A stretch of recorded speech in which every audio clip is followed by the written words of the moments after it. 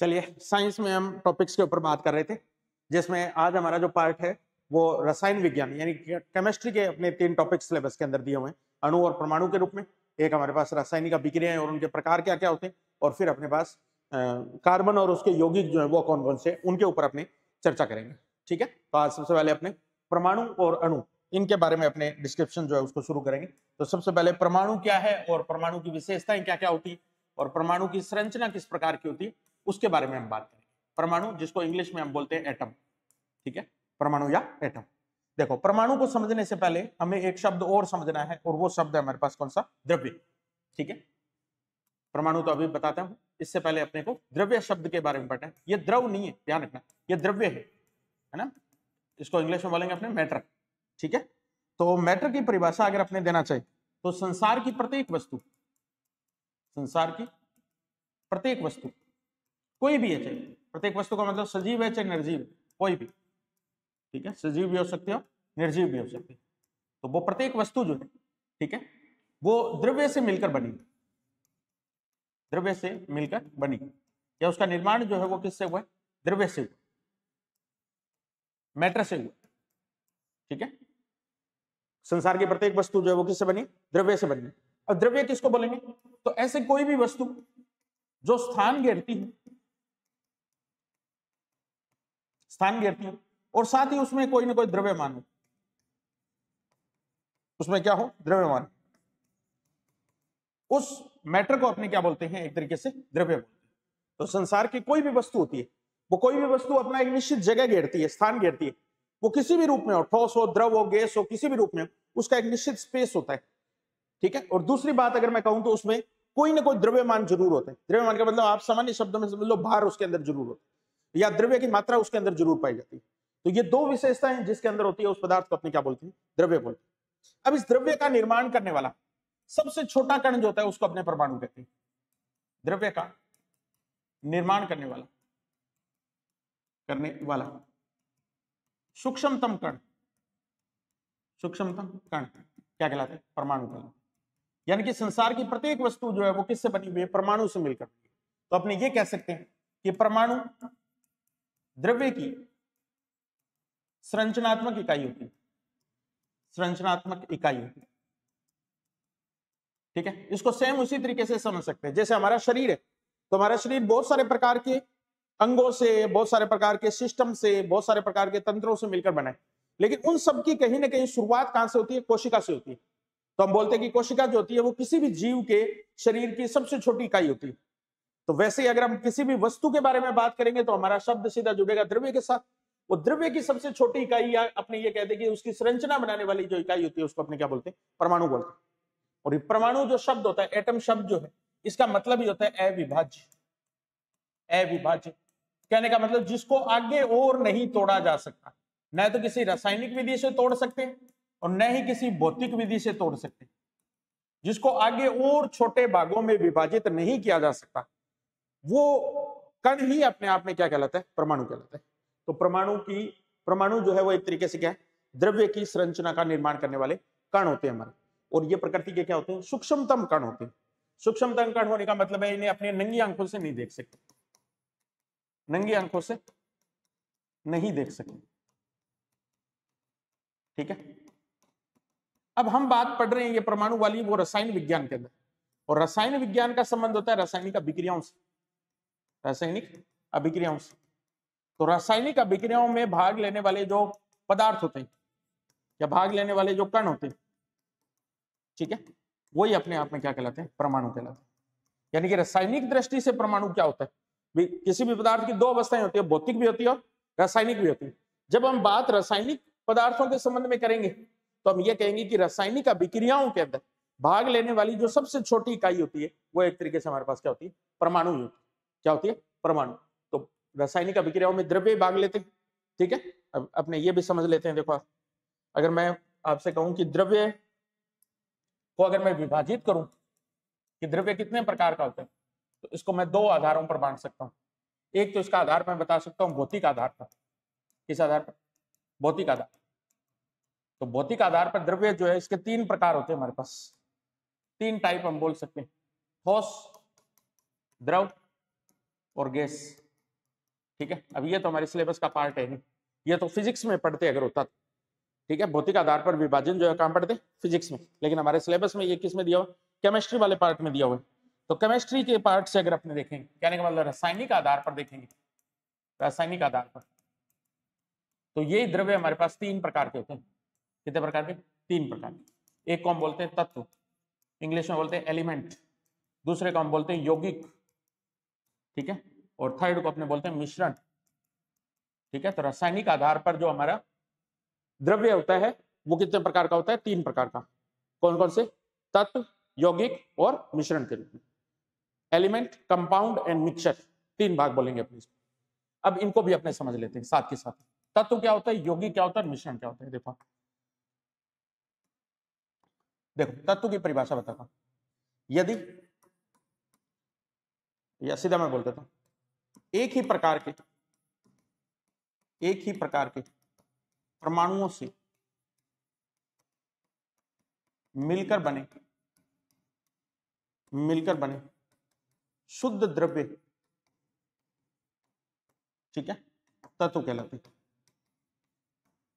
देखो 2 चीजें, जैसे मैंने ये बोला, सपोज दैट हाइड्रोजन तत्व, मैंने एक नाम लिया, सबसे सिंपल जो तत्व होता है प्रकृति के अंदर वो हाइड्रोजन ही है, और इसका निशान होता है वो H होता है। हम सबने छोटी क्लास में थोड़ा बहुत इसके बारे में जरूर पढ़ा होता है, H, इसको हम क्या बोल रहे हैं, हाइड्रोजन तत्व। अब प्रकृति में आप कहीं भी चले जाओ, धरती, यहां इस कमरे में चले जाओ, अमेरिका चले जाओ, आकाश में चले जाओ, यूरोप चले जाओ, पानी के अंदर चले जाओ, कहीं भी चले जाओ, प्रकृति के अंदर हाइड्रोजन का जो अस्तित्व होता है वो किस रूप में होता है, H के रूप में ही होता है। और जब मैं ये बोलूंगा ना कि हाइड्रोजन, तो ये H H H, कितने भी लाखों परमाणु ले लो आपसे, सबके बारे में हम यही कहेंगे कि ये क्या होता है, H के रूप में ही मिलेगा। कहीं हाइड्रोजन आपको N के रूप में नहीं मिलेगा, ठीक है। कहने का मतलब कि जब हम बात कर रहे हैं द्रव्य पदार्थ की, तो द्रव्य, जब किसी द्रव्य का निर्माण एक ही प्रकार के परमाणुओं से मिलकर होता है, तो वो परमाणु अपने आप में क्या कहलाते हैं, तत्व कहलाते हैं। और तत्व जो होते हैं ना, वो द्रव्य के शुद्ध रूप होते हैं। शुद्ध रूप होने का मतलब क्या है कि जैसे वो है हमेशा वैसे ही रहते हैं, कभी भी एक दूसरे के साथ मिश्रित नहीं होते, कभी भी एक दूसरे के साथ क्या नहीं होते, मिश्रित नहीं होते, यानी कि वो अपना स्वरूप हमेशा शुद्ध रूप में बनाए रखते हैं। जैसे अगर रासायनिक अभिक्रिया होगी ना, तो रासायनिक अभिक्रिया में अगर हाइड्रोजन की कोई रासायनिक अभिक्रिया हो रही है, तो वो किसके रूप में होती है, H के रूप में होती है। किसके रूप में, H के रूप में। तो हाइड्रोजन अपने आप में एक तत्व होता है, हाइड्रोजन अपने आप में क्या होता है, तत्व होता है। लेकिन एक चीज अपने को ध्यान रखनी, ये तत्व जो होते हैं ना, ये अपने आप में क्या है, ये हाइड्रोजन का परमाणु है, या हाइड्रोजन का क्या है, परमाणु है। तो कहने का मतलब तत्व जो होता है उसे विभाजित नहीं किया जा सकता, तत्व को विभाजित नहीं किया जा सकता। तो मैं ये भी कह सकता हूं कि तत्व जो होते हैं ना, वो परमाणु रूप होते हैं। तत्व किस रूप होते हैं, परमाणु रूप होते हैं, ठीक है। जैसे मैंने परमाणु की बात की है, तो परमाणु एक तरीके से क्या होते हैं, तत्व होते हैं, जो कि अपने आप में क्या होते हैं, बिल्कुल शुद्ध होते हैं। क्या होते हैं, शुद्ध, प्योर पदार्थ होते हैं। कहने का मतलब रासायनिक अभिक्रियाओं में इनका स्वरूप परिवर्तित नहीं होता। हाइड्रोजन है तो हाइड्रोजन ही रहेगा, H है तो H ही रहेगा। और किसी भी जगह चले जाओ आप, आपको हाइड्रोजन तत्व का स्वरूप जो है वो कैसा दिखाई देगा, H के रूप में दिखाई देगा। इसका मतलब एक बात और भी स्पष्ट हो जाएगी कि तत्व के सभी परमाणुओं का द्रव्यमान एक जैसा होगा, द्रव्यमान समान होगा, इनका प्रतीक चिन्ह समान होगा, प्रतीक चिन्ह भी क्या होगा, समान होगा। जैसे अगर मैं हाइड्रोजन तत्व बोलूंगा, तो हाइड्रोजन तत्व के सभी परमाणुओं का द्रव्यमान एक ही होगा, होता ही एक ही है वास्तव में। परमाणु द्रव्यमान हाइड्रोजन का कितना होता है, 1। तो इसका जो परमाणु द्रव्यमान होगा वो एक ही होगा, किसी भी हाइड्रोजन का ले लो, परमाणु द्रव्यमान समान रहेगा।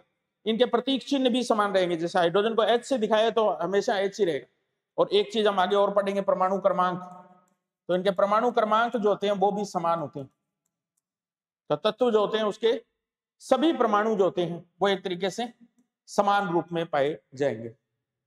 अब एक चीज और ध्यान रखनी है अपने को, वो ये है कि परमाणु जो होता है, परमाणु ये स्वतंत्र अवस्था में नहीं रह सकता, स्वतंत्र अवस्था में नहीं रह सकता। इसका क्या मतलब है, देखो जैसे मैंने हाइड्रोजन एग्जाम्पल दिया आपको, हाइड्रोजन, H। अब ये अकेला H प्रकृति में मिलना संभव नहीं है।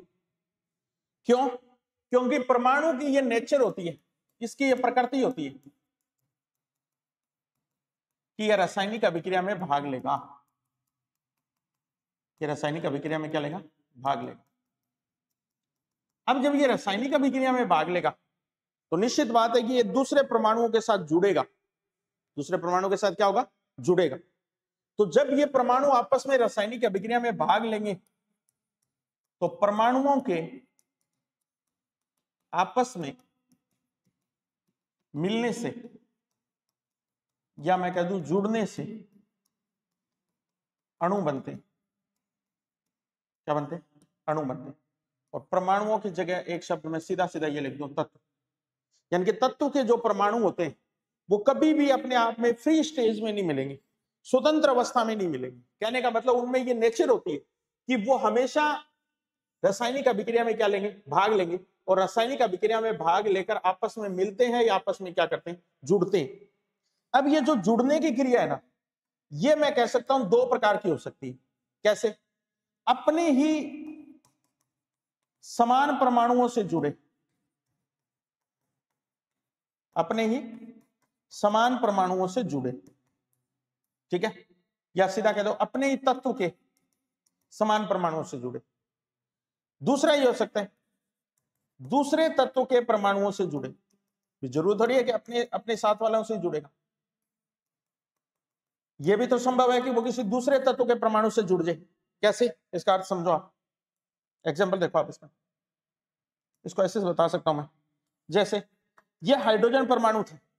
अब ये पहली पॉसिबिलिटी तो ये है कि ये अपने समान दूसरे परमाणु के साथ जुड़ जाए, दूसरे तत्व के साथ जुड़ जाए। यानी कि एक हाइड्रोजन है और वो हाइड्रोजन इसी अपने समान ही हाइड्रोजन के दूसरे परमाणु से जुड़ जाए। तो H और H इसने जुड़ के क्या बना दिया? H2 बना दिया। क्या बना दिया? H2। तो ये H2 जो बना है ये अपने आप में क्या है? अणु है। ये अपने आप में क्या है? अणु। ठीक है? यानी कि परमाणु जब आपस में रासायनिक संयोग करेंगे, आपस में मिलेंगे, तो वो रासायनिक संयोग जो होगा, वो रासायनिक संयोग ऐसा होगा कि वो अपने ही समान परमाणुओं के साथ जुड़ जाए। जैसे H के साथ जुड़ जाए तो H2 बन जाए। दूसरा ये भी संभव है कि एक हाइड्रोजन दूसरे किसी तत्व के परमाणु से जुड़ जाए। जैसे एक हाइड्रोजन था और दूसरा उसने ऑक्सीजन के साथ संयोग कर लिया। तो तत्व तो वही है, एक तत्व ये है हाइड्रोजन का, दूसरा ऑक्सीजन का तत्व है। तो ये क्या है? दूसरे तत्व के परमाणु से जुड़ रहा है, या दूसरे तत्व जो होता है उसके परमाणु से क्या कर रहा है? रासायनिक संयोग कर रहे हैं। तो इनके रासायनिक संयोग करने से मान लो जल बन गया, H2O बन गया, जिसमें हाइड्रोजन के 2 परमाणु जुड़े और ऑक्सीजन का 1 परमाणु जुड़ा और क्या बना लिया? जल बना लिया, H2O बना लिया। तो ये जो अणु बनते हैं, ये अणु जब अपने शुद्ध रूप में मिलते हैं, किस रूप में? शुद्ध रूप में, तो उसको अपने यौगिक बोलते हैं। क्या बोलते हैं? यौगिक, कंपाउंड। ठीक है? मैंने आपको बताया कि परमाणु की कितनी अवस्थाएं होती है, इसके द्रव्य कितनी अवस्थाएं होती है। पहली तत्व, तत्व जब रासायनिक संयोग करते हैं तो क्या बनते हैं? यौगिक बनते हैं। तत्व रासायनिक संयोग करके क्या बनाते हैं? यौगिक बनाते हैं। तो ये जो यौगिक होते हैं ये जब अणु रूप में मिलते हैं, किस रूप में? अणु रूप में। अभी बताऊंगा मैं आपको। ठीक है? इसमें भी हम दो बातें अलग अलग पढ़ेंगे। तत्व रासायनिक अभिक्रिया करके क्या बनाते हैं? यौगिक बनाते हैं। और यौगिक भी अपने आप में शुद्ध रूप में होता है। यौगिक में अपने आप में किस रूप में होता है? शुद्ध रूप में। कैसे? इसका क्या मतलब है? देखो, ये जो अगर मैं ये कहूं हाइड्रोजन अणु, इसको क्या बोलूंगा मैं? हाइड्रोजन अणु। ये हाइड्रोजन अणु आप प्रकृति में कहीं चले जाओ, ये H2 के रूप में मिलेगा आपको। कहीं ये नहीं होगा कि H3 के रूप में मिल जाए आपको, या H4 के रूप में मिल जाए आपको। हाइड्रोजन अणु की जब मैं बात करूंगा तो हाइड्रोजन अणु किस रूप में मिलेगा मुझे प्रकृति में? सब जगह H2 के रूप में ही मिलेगा। इसका मतलब ये शुद्ध रूप है। पानी कहीं भी, H2O का सूत्र कहीं भी चले जाओ आप, धरती का पानी ले लो, आसमान का पानी ले लो, मंगल ग्रह का पानी ले लो, कहीं का भी पानी ले लो, उसका जो सूत्र हमें मिलेगा वो क्या मिलेगा? H2O ही मिलेगा। कभी ऐसा नहीं होगा कि ये O पहले आके जुड़ जाए और H2 बाद में जुड़ जाए, ये भी नहीं होगा। कभी ये भी नहीं होगा कि एक O जुड़े और एक H जुड़े, OH बना ले और पानी का सूत्र बन जाए, नहीं होगा। कहने का मतलब पानी का जो सूत्र बनेगा वो H2O ही बनेगा। क्या बनेगा? H2O ही बनेगा। तो ये जो परमाणु आपस में रासायनिक संयोग कर रहे हैं, इस रासायनिक संयोग से क्या बन रहे हैं? अणु बन रहे हैं। और ये अणु जब अपने शुद्ध रूप में मिल रहे हैं तो अपने इन्हीं को क्या बोल रहे हैं? यौगिक बोल रहे हैं। तो यौगिक दो प्रकार के हो सकते हैं, या अणु जो होते हैं वो दो प्रकार के हो सकते हैं। अणु कितने प्रकार के हो सकते हैं? दो प्रकार के। ये देखो, अणु दो प्रकार के होते हैं। एक को हम बोलते हैं समपरमाणविक, क्या बोलते हैं? समपरमाणविक। दूसरे को बोलते हैं विषम परमाणविक। विषम परमाणविक। समपरमाणविक का मतलब जैसे हाइड्रोजन हाइड्रोजन जुड़ के H2 बना दिया, ऑक्सीजन ऑक्सीजन मिलके O2 बना दिया, नाइट्रोजन नाइट्रोजन मिलके N2 बना दिया। देखो दोनों परमाणु जो है, सॉरी, दोनों परमाणु जो है वो अपने आप में क्या है? समान है। ये O है तो ये भी O है, ये N है तो ये भी N है। तो ऐसे जो यौगिक होते हैं या अणु होते हैं उनको अपने क्या बोलते हैं? समपरमाणु। जब दो डिफरेंट परमाणु आपस में मिलकर अणु बनाते हैं और ये भी शुद्ध रूप में होता है तो इसको अपने क्या बोलते हैं? विषम परमाणविक। क्या बोलते हैं? विषम परमाणविक। ठीक है, N2 प्लस H2 आपस में मिले और इसने अमोनिया बना दी, जैसे NH3 बना दी। ठीक है, तो कहने का मतलब ये दो तत्वों के परमाणु डिफरेंट डिफरेंट मिल रहे हैं, विषम मिल रहे हैं, इसलिए अपने इसको क्या बोलेंगे? विषम परमाणविक बोलेंगे। कार्बन और ऑक्सीजन मिले और इन्होंने कार्बन डाइऑक्साइड बना दी, CO2 बना दी। ठीक है, तो ये अपने आप में क्या है? विषम परमाणविक अणु के उदाहरण है। ठीक, तो अणु जो होते हैं ये भी हमारे पास दो प्रकार के होते हैं, समपरमाणविक और विषम। तो मोटी मोटी बात हमारी ये है कि परमाणु जो होते हैं वो स्वतंत्र अवस्था में नहीं रह सकते। परमाणु हमेशा रासायनिक अभिक्रिया में क्या लेते हैं? भाग लेते हैं, और रासायनिक अभिक्रिया में भाग लेकर आपस में जुड़कर क्या बनाते हैं? अणु बनाते हैं। अणु जो होता है ये स्वतंत्र अवस्था में रह सकता है। अणु जो होता है ये क्या रह सकता है? स्वतंत्र अवस्था में रह सकता है, लेकिन परमाणु नहीं रह सकता। ठीक है, यानी कि H2O के रूप में इसका अस्तित्व है, लेकिन अकेले H के रूप में या अकेले O के रूप में प्रकृति में इसका कोई अस्तित्व नहीं है। मोटी सी बात ये है।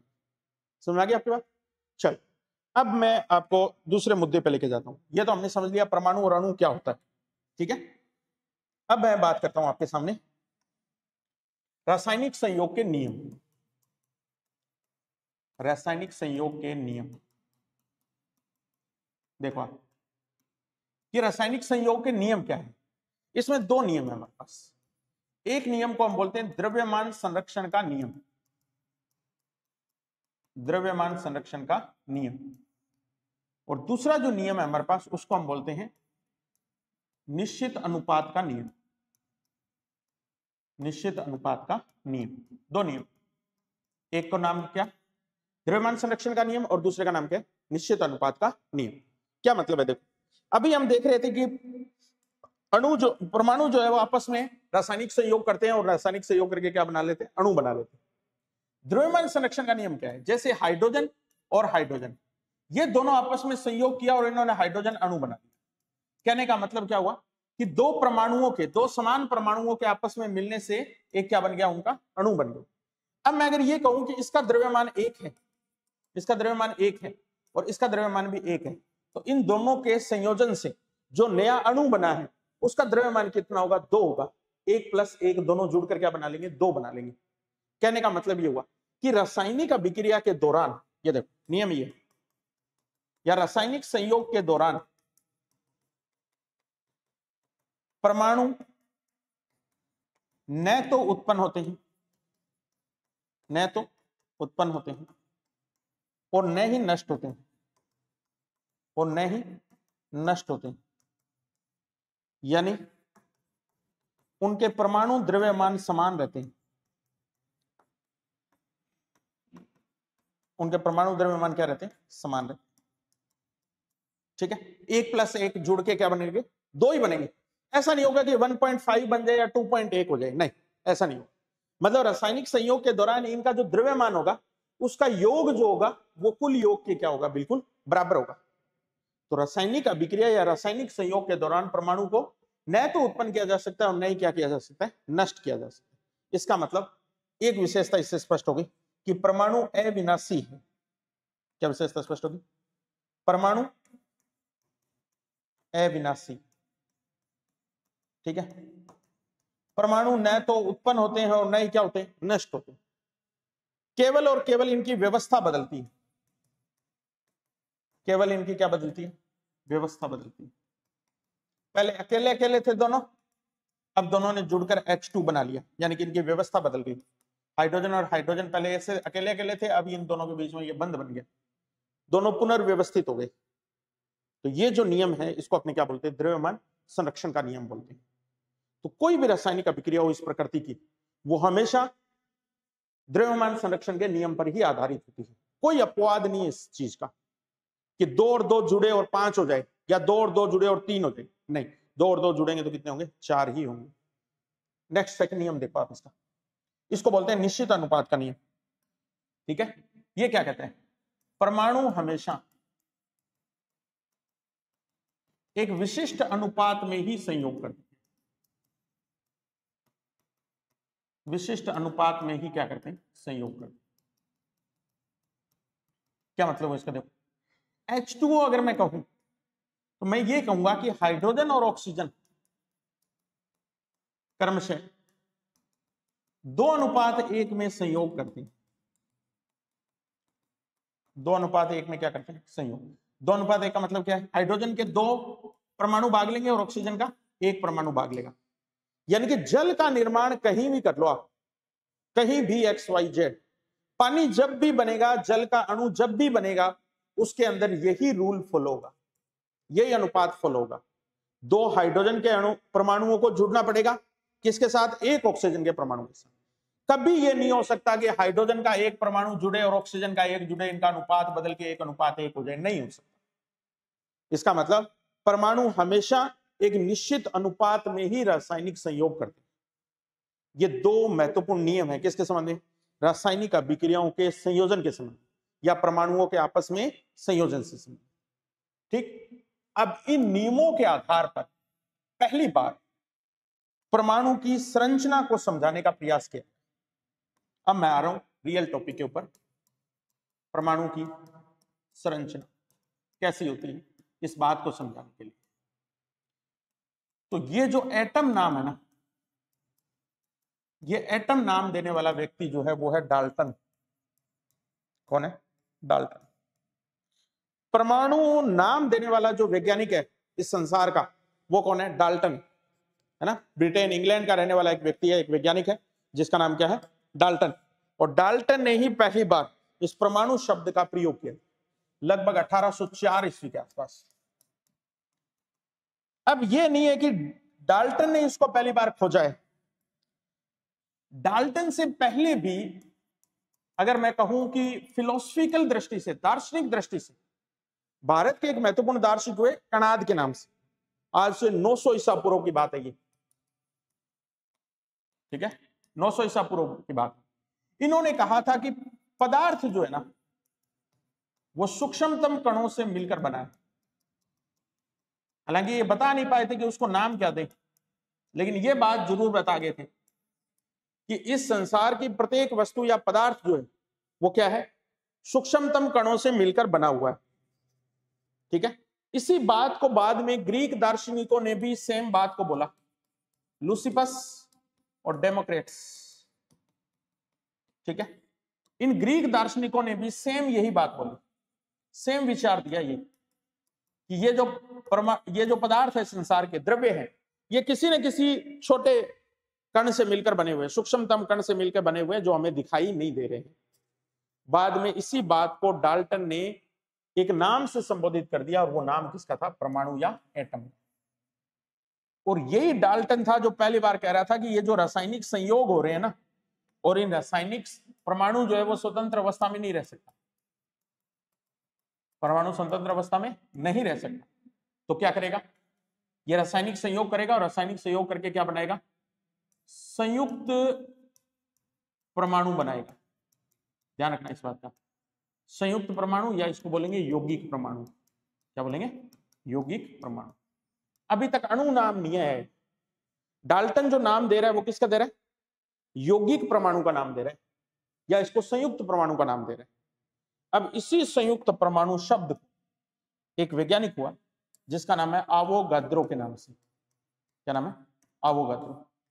आवोगाद्रो द्वारा संयुक्त परमाणु को अणु नाम दिया गया, अणु नाम दिया गया। तो आपसे पूछ लेगा कि अणु नाम देने वाला वैज्ञानिक कौन है, तो कौन है, अवोगाद्रो। परमाणु नाम देने वाला वैज्ञानिक कौन है? डाल्टन।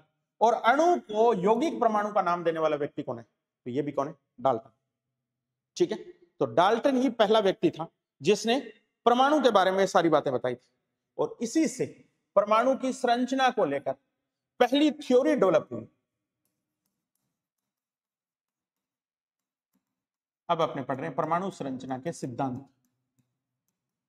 परमाणु संरचना के सिद्धांत, उसमें पहला सिद्धांत जो पढ़ रहे हैं वो है डाल्टन थ्योरी के नाम से, या डाल्टन सिद्धांत के नाम से।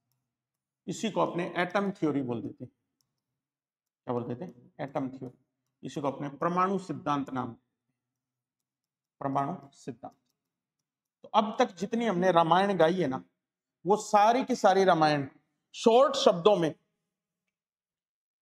ठीक है, जो निष्कर्ष आप मान सकते हैं, जो निष्कर्ष सामने आए, वो सारे निष्कर्ष अपने आप में क्या बने? एटम थ्योरी बने। क्या बने? Atom theory.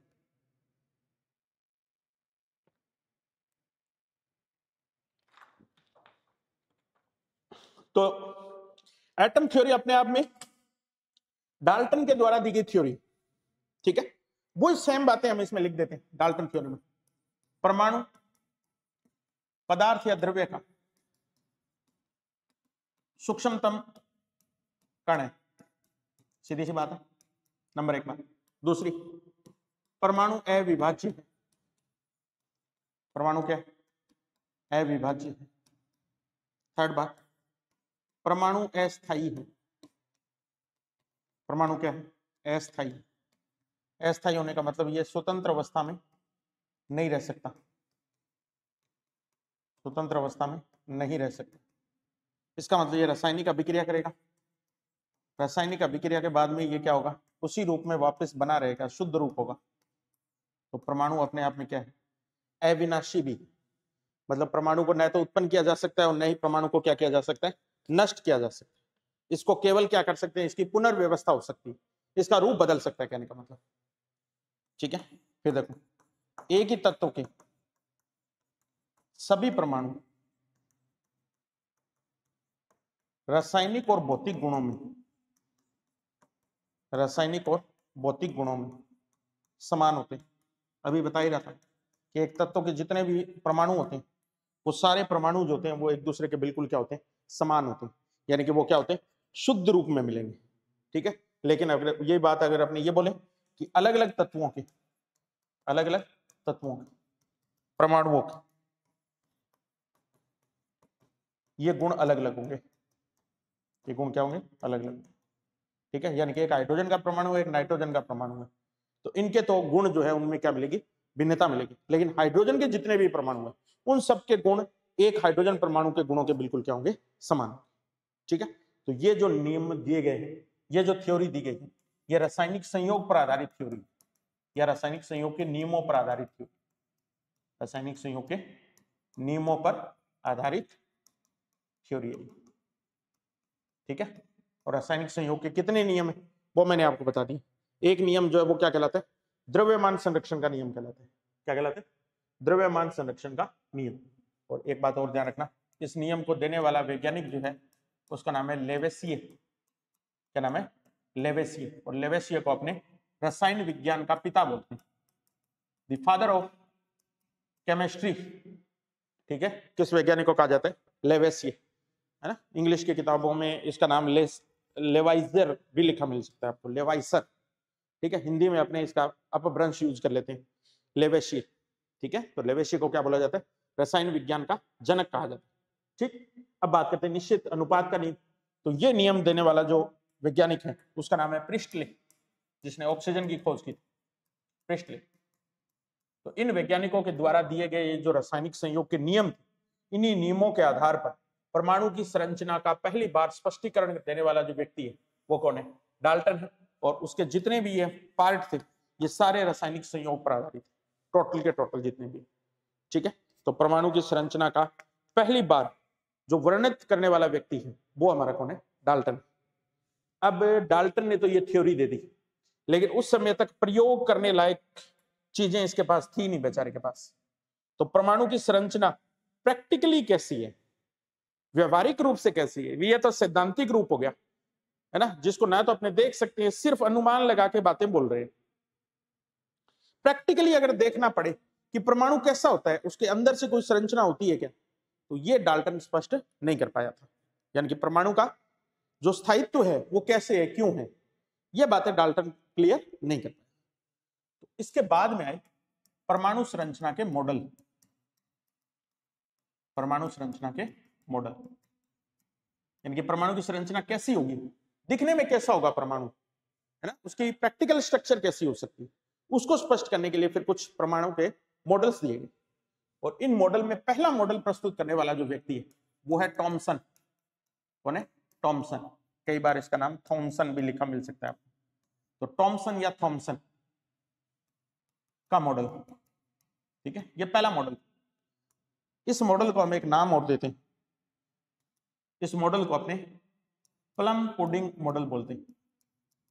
Plum pudding model, ठीक है, ये प्लम पुडिंग नाम का एक फल होता है, ठीक है। इसी मॉडल को अपने क्रिसमस केक मॉडल भी बोलते हैं, क्रिसमस केक मॉडल। इसी मॉडल को अपने परमाणु का तरबूज मॉडल भी बोलते हैं, परमाणु का तरबूज मॉडल ये भी बोलते हैं।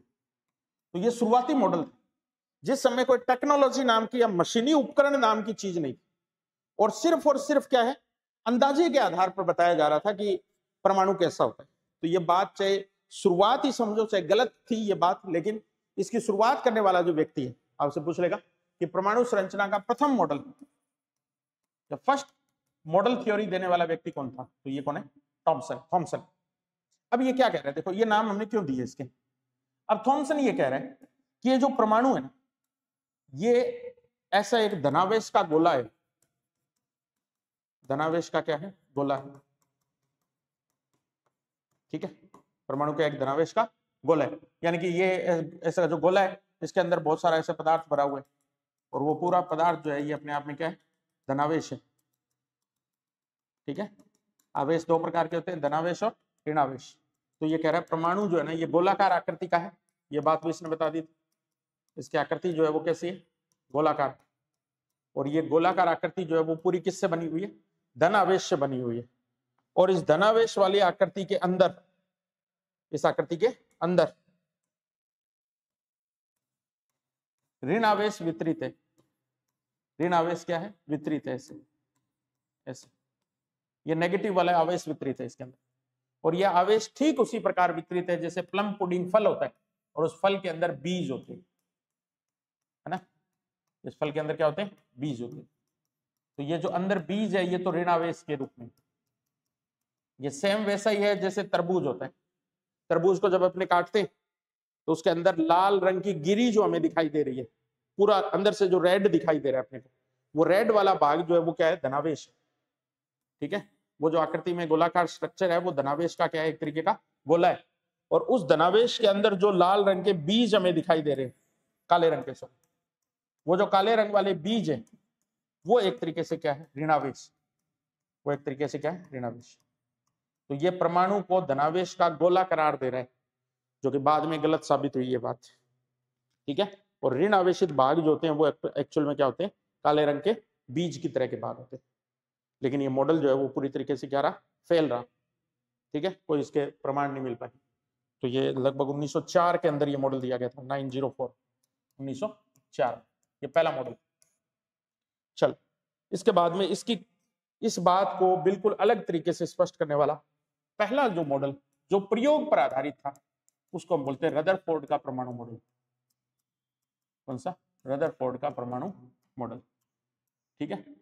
इसी मॉडल को अपने बोलते हैं ग्रहीय मॉडल।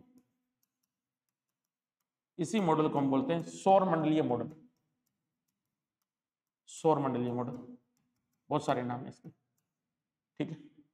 ये परमाणु का पहला मॉडल था, ठीक है। ये परमाणु संरचना का प्रथम मॉडल था। वैसे प्रथम मॉडल वो था थॉमसन वाला, लेकिन ये क्या था? जो कि प्रयोग पर आधारित, प्रयोग पर आधारित। यानी कि आपसे अगर पूछ ले कि परमाणु की संरचना को पहली बार प्रयोगात्मक रूप से स्पष्ट करने वाला अगर वैज्ञानिक था तो वो कौन था? रदरफोर्ड, तो रदरफोर्ड द्वारा दिया जाने वाला मॉडल है, इसलिए इसको अपने क्या बोल देते हैं, रदरफोर्ड मॉडल बोलते थे। ठीक है, तो 1904 में थॉमसन ने ये मॉडल दे दिया था अपने वाला, ये लगभग उसके 7 साल बाद 1911 ईस्वी के अंदर दिया गया मॉडल था। ठीक है, तो इसके द्वारा जो प्रयोग किया गया था, ठीक है, इसके द्वारा जो प्रयोग किया गया था, उस प्रयोग को हम बोलते हैं स्वर्ण पत्ती प्रयोग, या इसको बोल देते हैं स्वर्ण पत्र प्रयोग के नाम से, स्वर्ण पत्र प्रयोग के नाम से। ठीक है, अब अपने को इस प्रयोग के अंदर नहीं जाना है, ठीक है, कि ये प्रयोग क्या था या कैसे था, क्यों था, बस इसमें अपने को एक ही चीज ध्यान रखनी, इस प्रयोग को हम अल्फा कण प्रकीर्णन प्रयोग भी बोलते हैं। बस आप सीधी सीधी 4-5 बातें इसकी वो ध्यान रख लेना, बहुत ज्यादा अपने को इसमें समझने वाली चीजों में नहीं जाना। रदरफोर्ड के द्वारा किया गया प्रयोग क्या कहलाता है, अल्फा कण प्रकीर्णन प्रयोग कहलाता है। इसी प्रयोग को अपने स्वर्ण पत्र प्रयोग या स्वर्ण पत्ती प्रयोग के नाम से बोल सकते हैं। इसने क्या किया, एक सोने की पत्ती, एक पत्ती ली और उसके ऊपर सोने की क्या कर ली, पॉलिश कर ली, स्वर्ण पॉलिश किया हुआ ये क्या था, एक पत्ती थी। और इधर से इसने क्या किया, एक परमाणु से निकलने वाले अल्फा कण जो होते हैं उनकी इस स्वर्ण पत्ती के ऊपर बौछार करवाई इसने। ठीक है, लाखों की संख्या में अल्फा कण जो थे वो एक परमाणु से निकल रहे हैं और उस परमाणु से निकलकर इस स्वर्ण पत्ती की जो ये पन्नी है इसके ऊपर आकर टकरा रहे हैं। तो टकराने पर ये क्या देख रहा है, ये देख रहा है कि बहुत सारे ऐसे कण हैं जो इससे सीधे चले जाते हैं, बहुत सारे ऐसे कण हैं जो थोड़े बहुत ऐसे विचलित हो जाते हैं, सीधे मार्ग से थोड़े से क्या हो जाते हैं, कट जाते हैं, कहने का मतलब डाइवर्ट हो जाते हैं साइडों में, सीधी रेखा में नहीं जा पा रहे। और लगभग एक ऐसा परमाणु, एक ऐसा अल्फा कण है जिसकी संख्या 12,000 में 1 बताई जा रही है, वो इस स्वर्ण पत्ती से टकराकर वापस लौट आया। वो स्वर्ण पत्ती से टकराकर क्या हो गया, वापस लौट आया। बाकी सारे कण जो टकरा रहे हैं वो या तो सीधे निकल रहे हैं इसके अंदर से, या फिर साइडों में थोड़े थोड़े क्या हो रहे हैं, डाइवर्ट हो रहे हैं, और डाइवर्ट होके बाहर निकल रहे हैं, स्वर्ण पत्ती को पार कर रहे हैं। लेकिन एक ऐसा परमाणु, एक ऐसा अल्फा कण भी निकल के आ रहा है जो कि इस स्वर्ण पत्ती से टकराया और टकरा के बीच वाले भाग से वापिस उस तरफ ही लौट आए। ये जो प्रयोग था इसका, ये कहलाता है स्वर्ण पत्ती प्रयोग। अभी अल्फा कण क्या होते हैं, ये एक्चुअल में हीलियम के नाभिक होते हैं, या हीलियम का परमाणु होता है। हीलियम के परमाणु को अपने बोलते हैं He2+4 के रूप में। ठीक है, ये जो कण होते हैं इनको अपने क्या बोलते हैं, अल्फा कण बोलते हैं। तो ये जो हीलियम या अल्फा कण होते हैं ये धन आवेशित होते हैं। कैसे होते हैं, धन आवेशित होते हैं। ठीक है, तो ये हीलियम के नाभिक होते हैं, या हीलियम परमाणु जो होता है उसके क्या होते हैं, धनावेशित कण होते हैं। अब इस प्रयोग के आधार पर रदरफोर्ड ने कुछ निष्कर्ष निकाले। वो निष्कर्ष क्या निकाले इसने, कि चूंकि अधिकांश कण सीधे निकल रहे हैं, सीधे निकल रहे हैं। अभी बता रहा हूं कि अधिकांश कण तो सीधे निकलेंगे, इसका मतलब ये बता रहा है कि परमाणु का अधिकांश आंतरिक भाग खोखला है। आंतरिक भाग क्या है, खोखला है। ठीक है, कुछ नहीं है उसमें, खाली है, वो खाली है, इसीलिए ऐसे परमाणु उसके अंदर टकराए और टकरा के पार निकल गए, उनको रोकने वाला बीच में कोई भी नहीं था। तो परमाणु का अधिकांश भाग जो है वो अपने आप में क्या है, खाली है, खोखला है परमाणु। लेकिन परमाणु के मध्य में कोई धनावेशित भाग है, कोई धनावेशित भाग जिससे एक अल्फा कण टकराकर, एक अल्फा कण टकराकर वापस लौट आए, वापस लौट आए। ठीक है, अल्फा कण खुद जो है वो भी धनावेशित है, वो भी प्लस है, प्लस का निशान, और अंदर जिस स्ट्रक्चर से जाके टकरा रहा है वो भी पॉजिटिव है। इसका मतलब पॉजिटिव पॉजिटिव आवेश जब एक दूसरे के पास आते तो इनमें प्रतिकर्षण बल लगता है, एक दूसरे को दूर हटाते। अगर ये माइनस होता तो इसको अपनी ओर खींच लेता, लेकिन माइनस नहीं है, ये क्या है, प्लस है। इसका मतलब नाभिक के बीच वाला जो भाग है, सॉरी परमाणु के बीच वाला जो भाग है वो धनावेशित भाग है, जिससे अल्फा कण टकराया और टकरा के वापस लौटा। लेकिन ये जो घटना हुई है 12,000 में एक पर हुई, 12,000 कणों में से एक कण ऐसा था। इसका मतलब ये धनावेशित भाग बहुत छोटा है, धनावेशित भाग जो है बहुत छोटा है। छोटा है तभी 12,000 कण एक साथ गुजर रहे थे और 12,000 में से एक ही वापिस आए, बाकी तो निकल गए। इसका मतलब अधिकांश भाग जो है वो तो खोखला है, लेकिन एक बीच वाला भाग है छोटा सा, बहुत ही छोटा सा, जिसमें बाई द वे एक कण जाके अल्फा कण टकराया और टकरा के वो वापस लौट। इसका मतलब केंद्र में धनावेश तो है, लेकिन वो धनावेश क्या है, बहुत ही छोटे भाग में है। ये इसने दो निष्कर्ष निकाले। ठीक है, अब इन निष्कर्षों के आधार पर रदरफोर्ड ने परमाणु का मॉडल दिया। ठीक है, रदरफोर्ड का परमाणु मॉडल दिया और इस मॉडल में इसने कहा कि परमाणु संरचना के दो भाग होते हैं। परमाणु संरचना के दो भाग हैं। ठीक है, पहला भाग जो है वो है नाभिक, न्यूक्लियस, न्यूक्लियस नाभिक। पहला पॉइंट जो इसमें पेपर में पूछा जाता है वो यही है कि नाभिक के खोजकर्ता कौन थे, नाभिक के खोजकर्ता कौन थे। तो नाभिक की खोज करने वाले वैज्ञानिक जो है वो कौन है, रदरफोर्ड ही। कौन है, रदरफोर्ड। अब रदरफोर्ड क्या कह रहे हैं, ये बहुत छोटा भाग है, परमाणु की तुलना में इसका जो साइज है वो बहुत ही क्या है, छोटा है। छोटा कितना है, तो ये कह रहा है कि इसका साइज जो है वो 10 की पावर -15 मीटर है।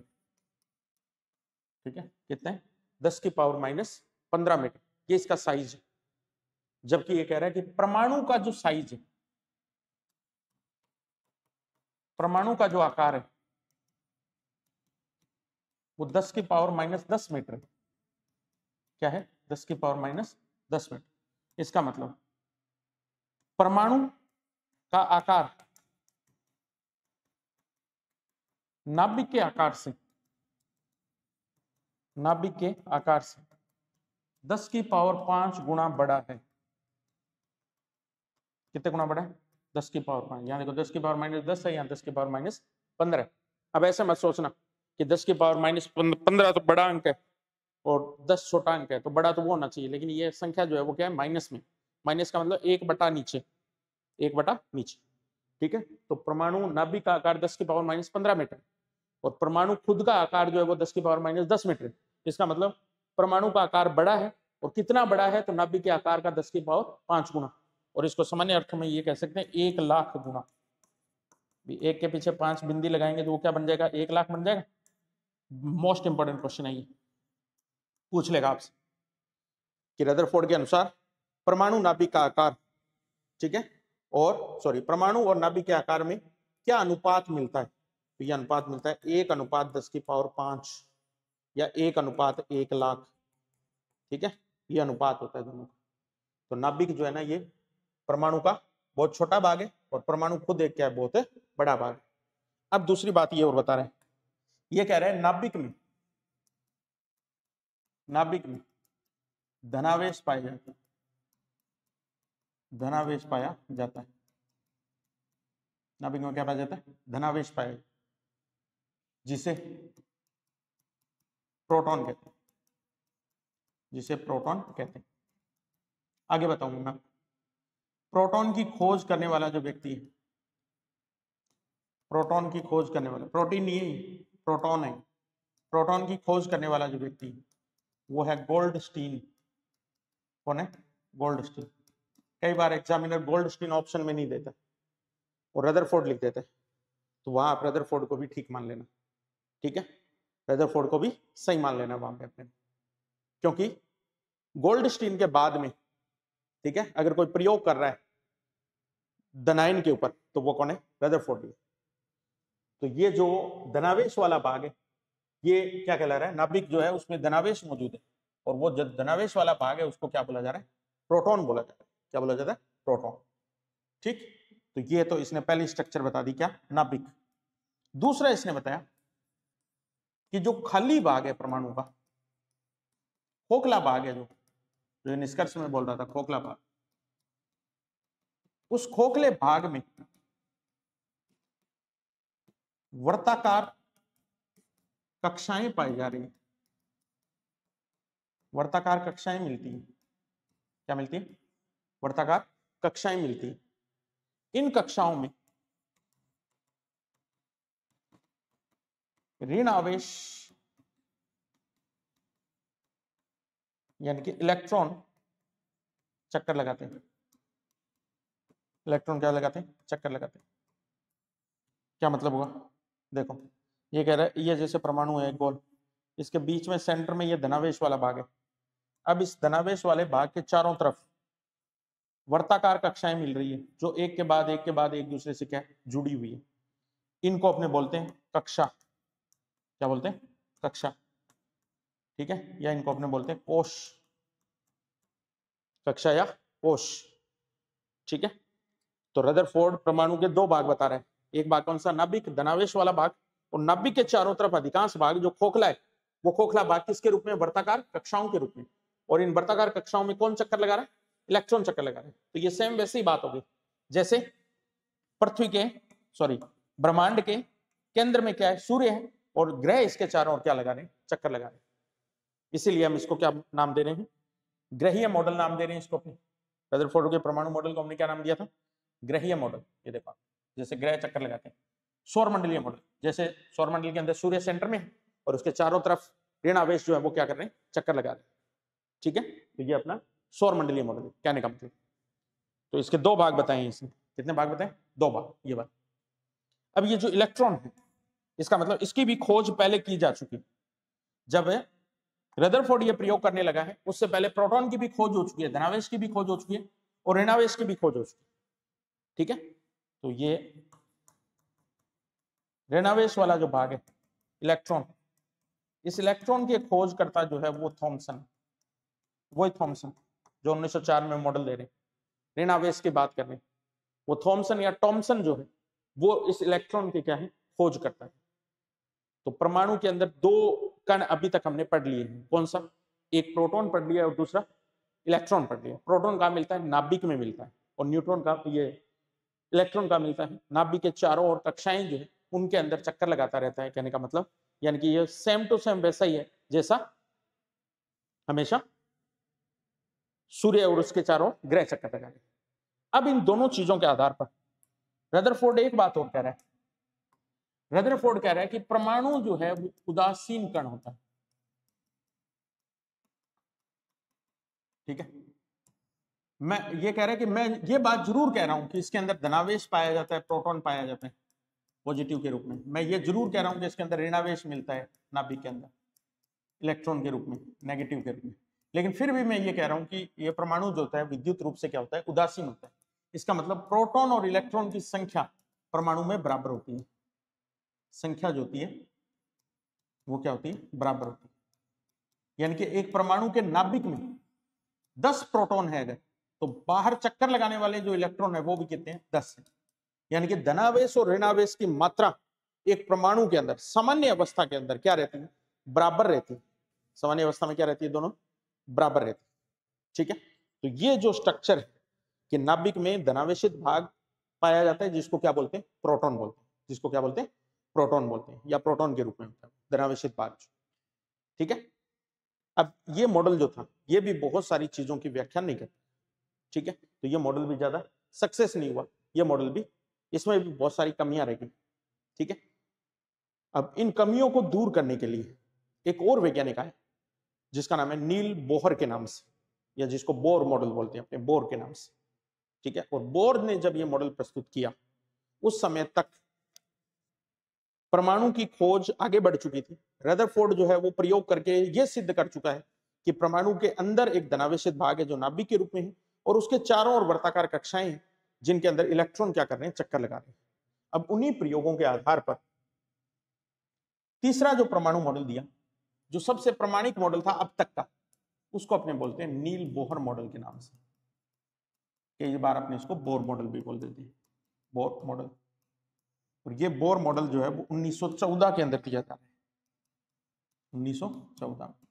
और इस मॉडल के लिए नील बोहर को 1922 का केमिस्ट्री का नोबेल पुरस्कार जो है वो भी दिया गया। तो एक चीज ये भी ध्यान रख लेना कि वो वैज्ञानिक जिसको परमाणु संरचना की खोज के लिए नोबेल प्राइज से सम्मानित किया गया था, वो हमारा मॉडल कौन सा है? बोर मॉडल है। क्योंकि इसके लॉन्च होने के बाद ही जो हमारी मॉडर्न फिजिक्स है, जिसको अपने क्वांटम फिजिक्स बोलते हैं, एक तरीके से क्या बोलते हैं? क्वांटम फिजिक्स बोलते हैं। तो इससे पहले एक वैज्ञानिक और था जिसका नाम है मैक्स प्लांक के नाम से, मैक्स प्लांक। इस मैक्स प्लांक के द्वारा एक सिद्धांत दे दिया गया था जिसको बोलते हैं क्वांटम सिद्धांत। क्या बोलते हैं? क्वांटम सिद्धांत। तो इस क्वांटम सिद्धांत को आधार बनाकर बोहर ने रदरफोर्ड के मॉडल को मिश्रित करके अपना मॉडल दिया था, जिसको अपने बोर मॉडल बोलते हैं। तो ये जो बोर मॉडल है, ये मैक्स प्लांक के क्वांटम सिद्धांत प्लस रदरफोर्ड के परमाणु मॉडल या रदरफोर्ड के मॉडल का मिश्रित रूप माना जाता है। ये मिश्रित रूप इतना परफेक्ट था कि इसने मॉडर्न फिजिक्स की शुरुआत कर दी थी एक तरीके से। ठीक है, इसीलिए अपने आधुनिक फिजिक्स के अंदर ये जो मॉडल है ये बहुत इंपॉर्टेंट रोल करता है। तो इसका मॉडल रदरफोर्ड वाले मॉडल से मिलता जुलता है। अब क्या बातें मिलती जुलती और क्या अलग है, उनकी बात अपने देखते हैं। देखो, पहली बात तो ये यही कह रहे हैं कि परमाणु नाभिक में प्रोटॉन पाए जाते हैं। परमाणु नाभिक में क्या पाए जाते हैं? प्रोटॉन पाए जाते हैं, नंबर एक बात। सेकंड बात देखो,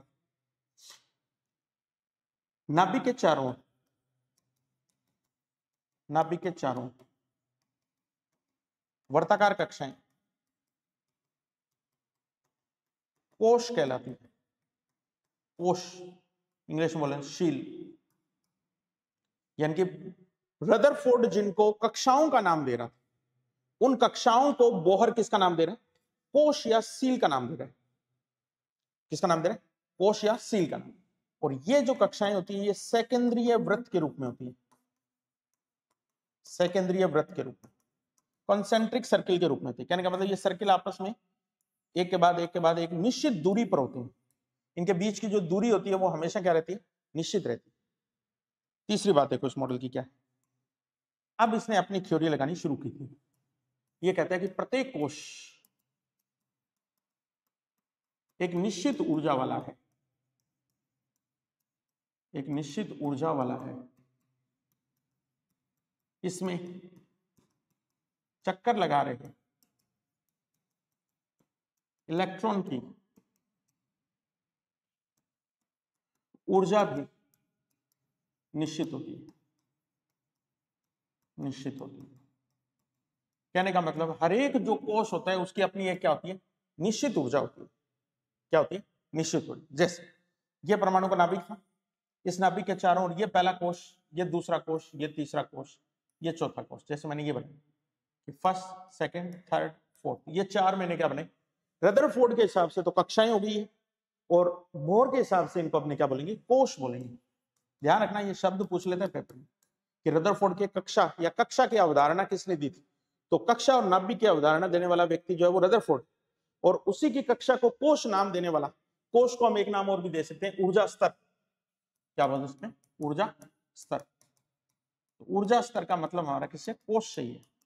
ऊर्जा स्तर का मतलब हमारा किससे? कोश। तो ये जो कोश पाए जा रहे हैं, इन कोश की ऊर्जा क्या है? निश्चित है।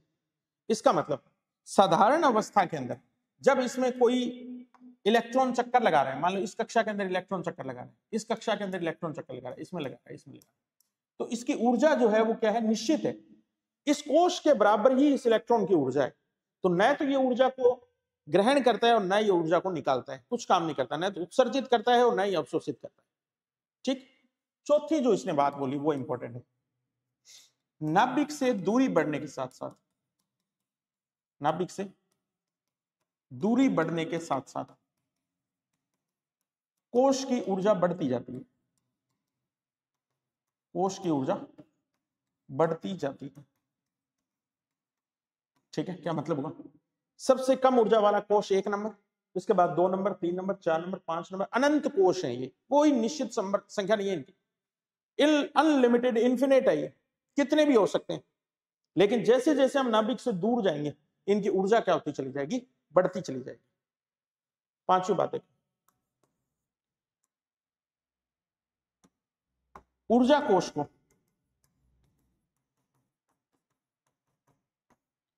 इंग्लिश के capital letter KLMN dash dash dash dash dash unlimited से दर्शाया जाता है। क्या मतलब है? देखो कि पहली जो कक्षा कोश है ये वाला, इसको नाम देंगे K, इससे आगे वाला है L, इससे आगे वाला है M, इससे आगे वाला है N, O, P, चलता जाएगा। तो ये जो KLMN जो मैं प्रदर्शित कर रहा हूं, ये एक्चुअल में क्या है? कोश है।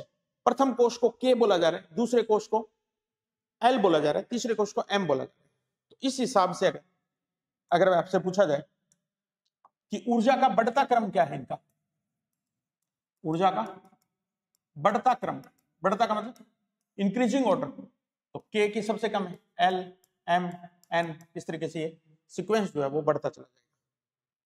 तो ये जो कोश होते हैं, कोश, ये इनको वैसे बोहर ने N से प्रदर्शित किया, स्मॉल n से। किससे प्रदर्शित किया? स्मॉल n से। तो ये K कोश जो है इसके लिए स्मॉल n की वैल्यू 1 होगी, L दूसरा कोश है तो n की वैल्यू 2 होगी, M तीसरा कोश है तो n की वैल्यू 3 होगी, N चौथा कोश है तो n की वैल्यू क्या होगी? 4 होगी। तो ये KLMN जो है ये इसी n के अनुपात में बढ़ते जा रहे हैं।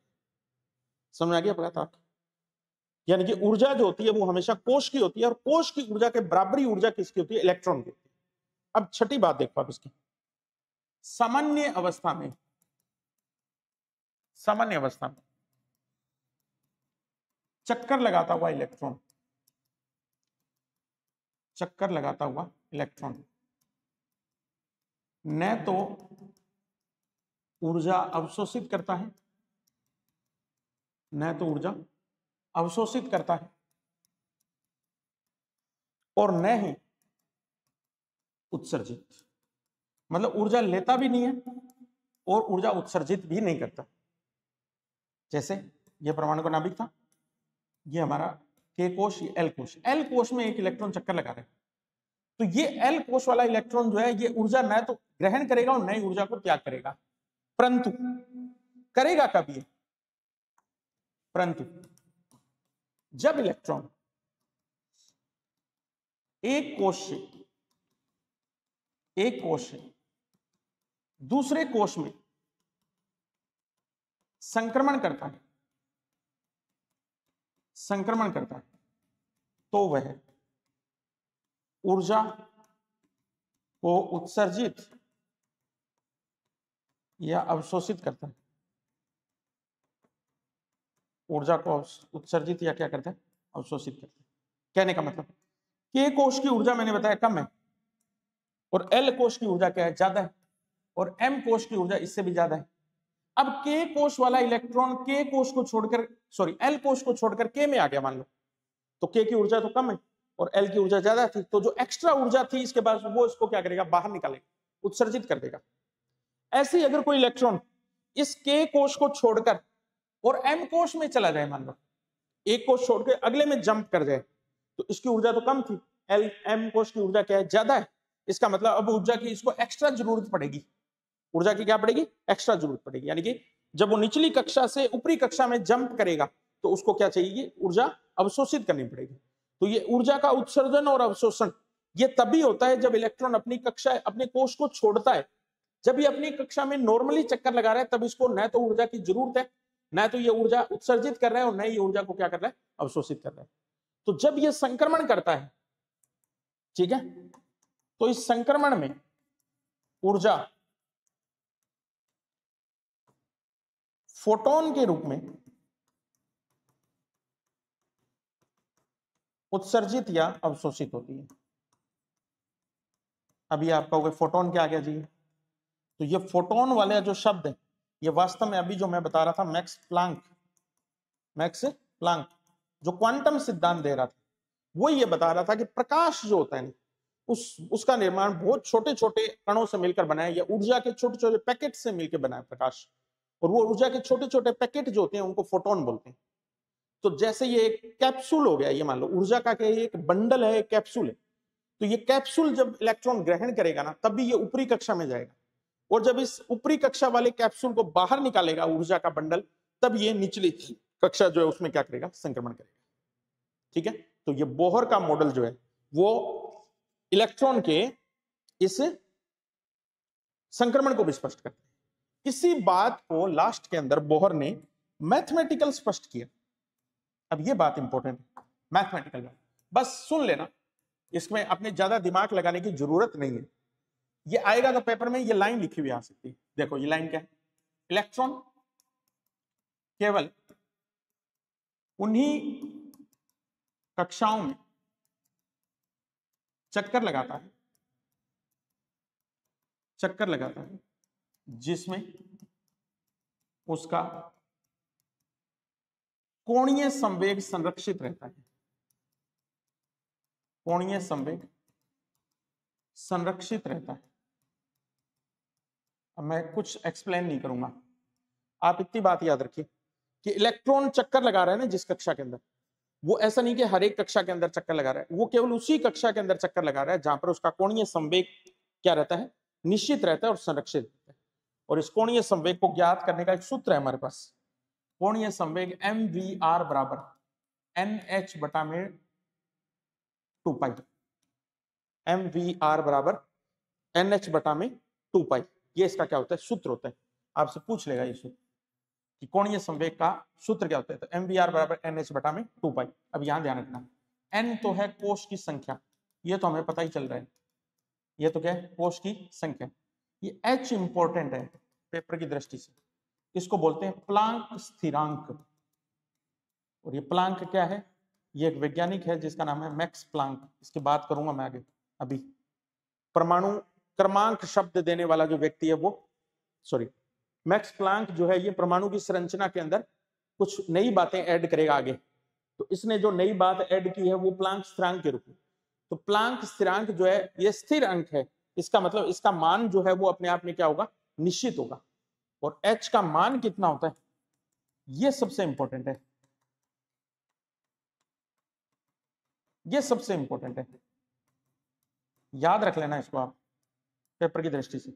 -6.625 कितना, -6.625 गुणा 10 की पावर -34, सॉरी 24 लिख दिया मैंने, -10 की पावर -34 जूल प्रति सेकंड, जूल प्रति सेकंड।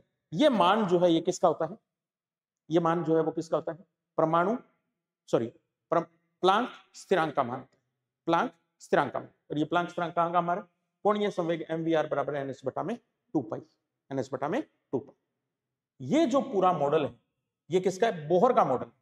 तो इसने रदरफोर्ड वाले मॉडल से आगे बढ़कर कोश की अवधारणा दी, कोश की ऊर्जा की अवधारणा दी, इलेक्ट्रॉन के संक्रमण की अवधारणा दी, और इलेक्ट्रॉन के वृत्ताकार मार्ग पर घूमने का जो कारण बताया कि एक कक्षा को छोड़कर दूसरी कक्षा में नहीं जाएगा। कारण नहीं जाने का, ये केवल उसी कक्षा में चक्कर लगाएगा जिसके अंदर इसका कोणीय संवेग क्या रहेगा, निश्चित रहेगा, और साथ ही क्या रहेगा, संरक्षित रहेगा।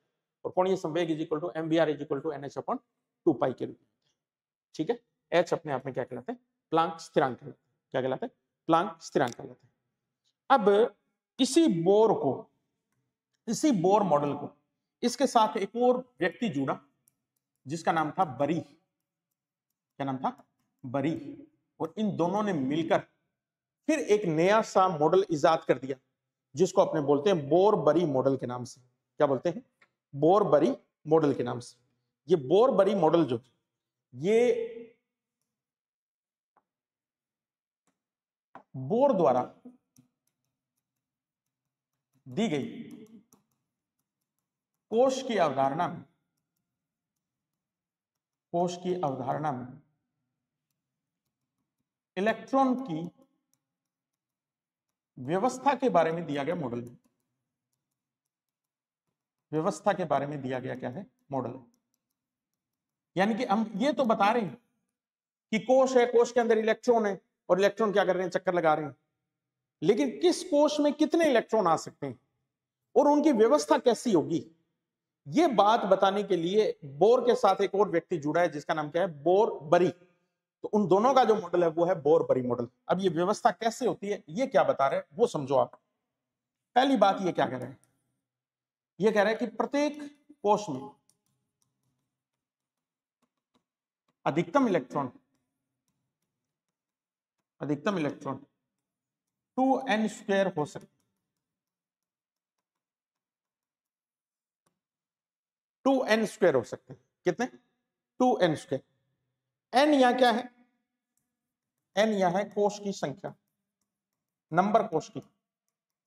कोश की संख्या का मतलब क्या, अभी देखो मैंने बताया था आपको कि कोश क्या होते हैं, के एल एम एन, ये कोश होते हैं।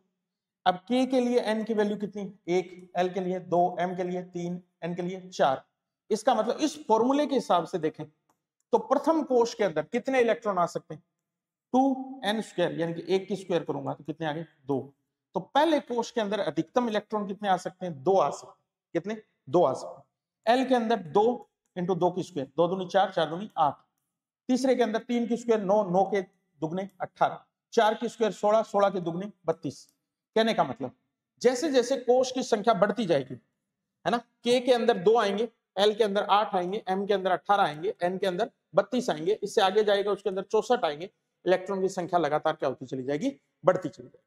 तो एक कोश में अधिकतम इलेक्ट्रॉन कितने संभव हो सकते हैं, यह बताने के लिए इन्होंने एक फॉर्मूला दिया, और वो फॉर्मूला क्या था, 2n² के रूप में। किसके रूप में, 2n² के रूप में। समझ गए बात आप। दूसरी बात ये क्या कहते हैं, दूसरी एक बात वो कहते हैं कि प्रत्येक परमाणु के बाहरी कोश को संयोजी कोश कहा जाता है, संयोजी कोश कहा जाता है। इसमें अधिकतम 8 इलेक्ट्रॉन आ सकते हैं। अधिकतम कितने इलेक्ट्रॉन आ सकते हैं, 8 इलेक्ट्रॉन। ये भी ध्यान रखना। कहने का मतलब जैसे मान लो, एग्जांपल लो कि किसी परमाणु के अंदर 12 इलेक्ट्रॉन है। कितने इलेक्ट्रॉन, 12। अब ये 12 इलेक्ट्रॉन है तो इनकी व्यवस्था कैसे होगी। ये परमाणु का नाभिक था, इसके अंदर पहला कोश के था, के के अंदर कितने आ गए, 2 आ गए। के के अंदर कितने आ गए, 2। बच गए पीछे कितने, 10। एल में जाएंगे तो एल के अंदर कितने आएंगे, 8। तो 8 और 2 10। अब पीछे कितने बच गए, 2। तो वो 2 जो जाएंगे वो किस में जाएंगे, एम में जाएंगे। वो किस में जाएंगे, एम में। तो एम जो है ये अपने आप में इस परमाणु का क्या कहलाएगा, संयोजी कोश कहलाएगा। क्या कहलाएगा, संयोजी कोश। और इस संयोजी कोश के अंदर मैक्सिमम इलेक्ट्रॉन जो आ सकते हैं वो कितने आ सकते हैं, 8 आ सकते हैं।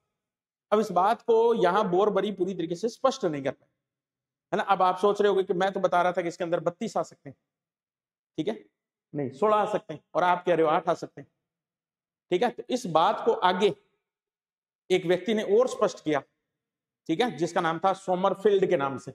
अब उतने एडवांस में हमें नहीं जाना, ठीक है, हमारी 10वीं की किताब के अकॉर्डिंग इतने ही मॉडल थे ये, लेकिन 2 मॉडल में आगे आपको बस उनकी फंडामेंटल बात बताऊंगा ताकि आपके कंफ्यूजन ना रहे। बोर के मॉडल के बाद में एक व्यक्ति और जिसने मॉडल दिया वो था सोमरफील्ड। सोमरफील्ड क्या कह रहा है, परमाणु है, परमाणु के अंदर ऊर्जा के स्तर मिल रहे हैं, कोश के अंदर भी छोटे उपकोश मिल रहे हैं, कोश के अंदर भी क्या मिल रहे हैं, छोटे उपकोश मिल रहे हैं, ठीक है। देखो परमाणु जैसे जैसे आगे बढ़ रहे हैं प्रयोग, परमाणु की गहराई तक जा रहे हैं, परमाणु की संरचना को समझने का डीपली प्रयास किया जा रहा है। पहले परमाणु के बारे में कोई जान ही नहीं रहा था, क्या रहा परमाणु अविभाज्य। फिर पता चला कि परमाणु अविभाज्य नहीं है, इसके अंदर एक नाभिक है और उसके चारों ओर खोखला भाग है। फिर एक व्यक्ति आया, उसने कहा कि नहीं, परमाणु के अंदर प्रोटॉन पाए जा रहे हैं, उसके चारों ओर सेकेंडरी वृत्त है बने हुए, जिनको अपने कोश या ऊर्जा स्तर बोल रहे हैं, उनके अंदर इलेक्ट्रॉन चक्कर लगा रहे हैं।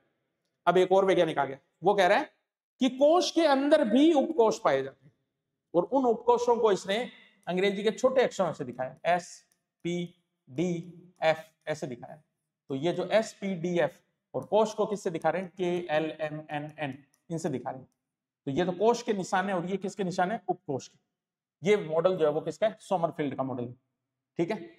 सोमरफील्ड के मॉडल की दूसरी एक खास बात और थी, इसने ये कहा था कि नाभिक के चारों ओर ये जो परमाणु की कक्षाएं हम बता रहे हैं ना, कोश बता रहे हैं, ये परमाणु की कक्षाएं जो है ये वृत्ताकार न होकर दीर्घ वृत्ताकार है। परमाणु की जो कक्षाएं हैं वो वृत्ताकार न होकर कैसी है, दीर्घ वृत्ताकार, ठीक है। तो दीर्घ वृत्ताकार कक्षाओं की अवधारणा देने वाला व्यक्ति भी कौन है, सोमरफील्ड है। कौन है, सोमरफील्ड, ठीक। इसके बाद में जो मॉडल आया वो मॉडल आया एक तरीके से आधुनिक भौतिकी की शुरुआत हो जाती है, और एक व्यक्ति आया हाइजेनबर्ग के नाम से। कौन, हाइजेनबर्ग। और इस हाइजेनबर्ग ने सारे रिकॉर्ड तोड़ दिए। इसने कहा ये परमाणु है, इस परमाणु के अंदर ये कोश है, इस कोश के अंदर आप बता रहे हो कि उपकोश है, ये कह रहा है मैं एक चीज और बता रहा हूं, इस उपकोश के अंदर कक्षक है। इस उपकोश के अंदर क्या है? कक्षक। कक्षक को इंग्लिश में बोलेंगे ऑर्बिट। क्या बोलेंगे? ऑर्बिट। तो मोस्ट इंपोर्टेंट क्वेश्चन है ये कि कक्षक की अवधारणा देने वाला वैज्ञानिक कौन था? कक्षा की अवधारणा देने वाला वैज्ञानिक है रदरफोर्ड। नाभिक की अवधारणा देने वाला व्यक्ति है रदरफोर्ड। ठीक है। कोश की अवधारणा देने वाला व्यक्ति है नील्स बोहर। उपकोश की अवधारणा देने वाला व्यक्ति है सोमरफेल्ड। जबकि हाइजेनबर्ग वो वैज्ञानिक है जिसने कौन सी अवधारणा दी है? कक्षक की अवधारणा दी है। और सबसे इंपॉर्टेंट बात जो इस पूरे चैप्टर की सबसे इंपॉर्टेंट थीम अगर अब मैं कहूं, हाइजेनबर्ग कहता है एक कक्षक में अधिकतम 2 इलेक्ट्रॉन आ सकते हैं। सीधा सीधा क्वेश्चन पूछा जाएगा आपसे, कितने इलेक्ट्रॉन आ सकते हैं? 2 इलेक्ट्रॉन आ सकते हैं। ठीक है, यानी कि ऐसा एक बॉक्स है ये, ऐसा, इसको बोल रहा है कक्षक। और कक्षक में कहते हैं 2 इलेक्ट्रॉन आ सकते हैं। और ये 2 इलेक्ट्रॉन जो आते हैं ना, ये एक दूसरे के उल्टे घूमते हैं, एक दूसरे के विपरीत चक्रण करते हैं। बस ये तो बहुत एडवांस बात होगी, खैर आप तो इतना ही याद रख लो। कक्षक की अवधारणा देने वाला वैज्ञानिक कौन है? हाइजेनबर्ग है। कौन है? हाइजेनबर्ग। और इसने क्या कहा कि एक कक्षक के अंदर अधिकतम कितने इलेक्ट्रॉन आ सकते हैं? तो एक कक्षक के अंदर अधिकतम कितने इलेक्ट्रॉन आ सकते हैं? 2 इलेक्ट्रॉन आ सकते हैं। कितने? 2 ही इलेक्ट्रॉन आ सकते हैं। ठीक, तो ये एडवांस मॉडल्स थे दोनों। सोमरफेल्ड वाला मॉडल ये बताने इसलिए जरूरी थे क्योंकि एग्जामिनर अगर ज्यादा से ज्यादा जाएगा तो यहां तक जा सकता है, आपसे न्यूमेरिकल बनवा सकता है, तो इस थीम पे बनवा सकता है। कौन सी पे? 2n² वाली पे। ठीक है, ये वाला वो दे देगा आपको, MnO_P कुछ भी दे दे, P दे दे तो ये O 5 पे आएगा, P 6 पे आएगा। पूछ ले कि P कोश के अंदर अधिकतम इलेक्ट्रॉन कितने आ सकते हैं? तो 6 × 6 36, 36 के 2 ने 72। वहां इलेक्ट्रॉन कितने भरे जा सकते हैं? 72 इलेक्ट्रॉन आ सकते हैं। तो ये जो इलेक्ट्रॉन को व्यवस्थित करने की ये जो सूत्र प्रणाली है, इसी को क्या बोला गया है? बोर-बरी मॉडल बोला गया है। क्या बोला गया? बोर-बरी मॉडल बोला गया है। ठीक है, और ये रदरफोर्ड के बोहर के मॉडल के 7 मेन पॉइंट्स थे।